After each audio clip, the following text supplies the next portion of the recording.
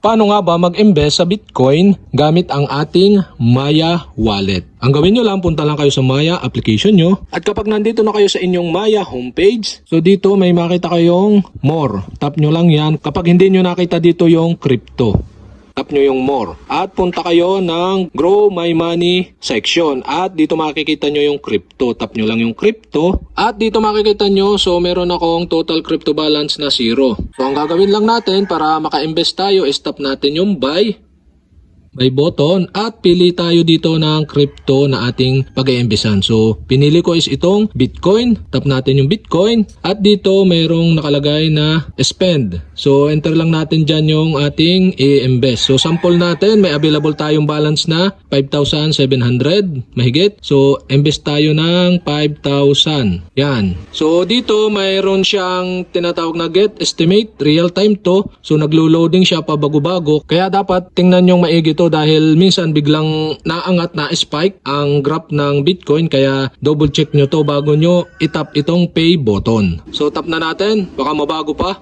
At dito confirm by order. Yan, makikita nyo yung crypto amount. Yan, dito sa baba may seconds din, mababago uli yan, kaya dapat mabilis kayong mag-invest. So crypto price has expired, new pricing available. So tap na natin yung try again para mabalik uli sa dati. Yan, 14 seconds lang pala itatagal para mabago yung crypto na presyo. Kaya naman tap na natin yung confirm, baka mabago pa. Yan, it's on way, please wait, we process. Yan, processing order. So successful na tayong nakabuy. Yan, no, success both of ito yung BTC natin yan. So tingnan natin yung details, tap natin itong view status button at yan, makita natin yung ating invest. Yung 5,000 natin is sa Bitcoin is 0.00121,889 na BTC or Bitcoin. So as of February 14, 2026, 10:07 AM yan. So successful tayo naka-invest. Ganun lang kadali mag-invest ng Bitcoin sa ating Maya wallet.